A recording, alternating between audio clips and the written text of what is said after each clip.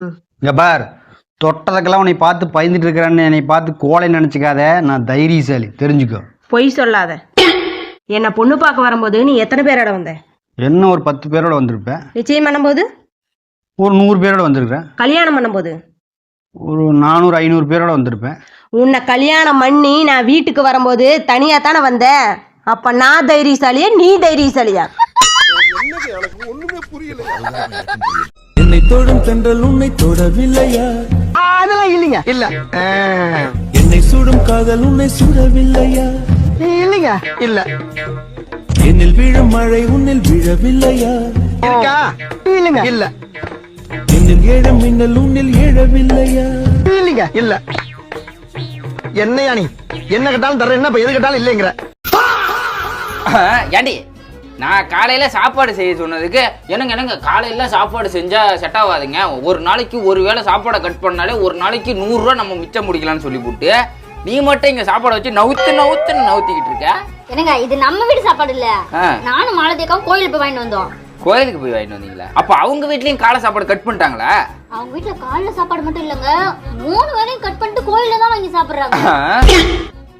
ஏமா அவங்கள பார்த்துதான் நம்ம வீட்டுல இப்ப ஒரு வேளை சாப்பாடை கட் பண்றீங்க. நீனு ஒரு வேளை சாப்பாடு இல்ல, இனிமே 3 வேளை சாப்பாடு கட் பண்ண போறேன். நீங்க ஒரு கோயிலுக்கு போறீங்க, நான் ஒரு கோயிலுக்கு போறேன். நல்ல வேளை எனக்கு 2 கோயில் கைவசம் இருக்கு. என்ன இவெல்லாம் குடும்பம் நடத்துறாளா இல்ல பிச்சை எடுக்கிறாளா? எனக்கு ஒன்றும் புரியலையே. ஸ்ட்ரைட்டா வெளிப்படையா சொல்லிட்டு போயிடலாம், நாங்கள் பிச்சை எடுக்கிறோம் அப்படின்னு சொன்னா கூட 4 பேர் வந்து சோத்தை கொடுத்துட்டு போவோம். வெளியே தெரியாம பிச்சை எடுத்து சாப்பிட்றாங்களாம். புத்திசாலின்னு நினைச்சிட்டு இருக்கா. இவ கூட குடும்பம் நடத்தினா நம்மளுக்கு செட் ஆகாது. நம்ம ஹோட்டலா சாப்பிட ஆரம்பிச்சிட வேண்டியதான். இவ சேர்த்து வைக்கிட்ட நம்ம டீச்சர், நான் என் பிள்ளை இப்படிதான் அனுப்புவேன். ஒழுங்கா சொல்லி கொடுத்தா சொல்லி கொடுங்க, இல்லைன்னா ஆடி மாசம் ஃபுல்லா ஸ்கூலுக்கு அனுப்ப மாட்டேன். ஆமா. ஏமா என்ன ஏதோ டீச்சர்ட்ட போன் போட்டு கத்திட்டு இருக்க? இல்லங்க, ஆடி மாசம் ஆரம்பிச்சிச்சு. ஆமா, நம்ம பொண்ணுக்கு இந்த மாதிரி பட்டை போட்டு ஸ்கூலுக்கு அனுப்புனேன்.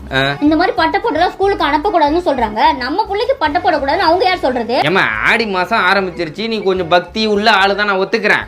அதுக்குன்னு பாப்பாவுக்கு வந்து இப்படி பட்டைய போடுறது இம்மா தண்டி பட்டைய போடுறதுலாம் வேணாம். ஸ்கூல்ல இருந்து வந்த உடனே நீ எப்படி வேணாலும் போட்டுக்க. ஸ்கூலுக்கு அனுப்பும் போது லைட்டா விபூதி வச்சு அனுப்புனா போதும். உடனே வந்துருவே டீச்சர் உடனே ஜாலரா தட்டிக்கிட்டே போய் உள்ள. இல்ல என்ன? ஆமா, நான் கொடுத்த காசு வீட்டு செலவுக்கே 10 சொல்லிட்டு இருந்த, இப்ப பியூட்டி பார்லர் போயிட்டு வரேன்.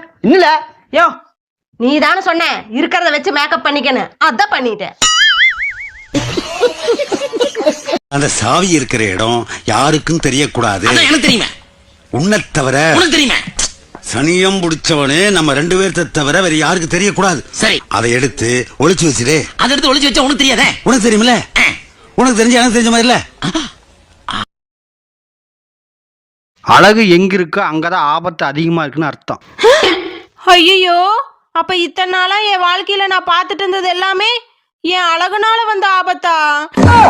இது தெரியாம போச்சு போ. லூசுடா. லூசு இல்லனே, மென்டல்.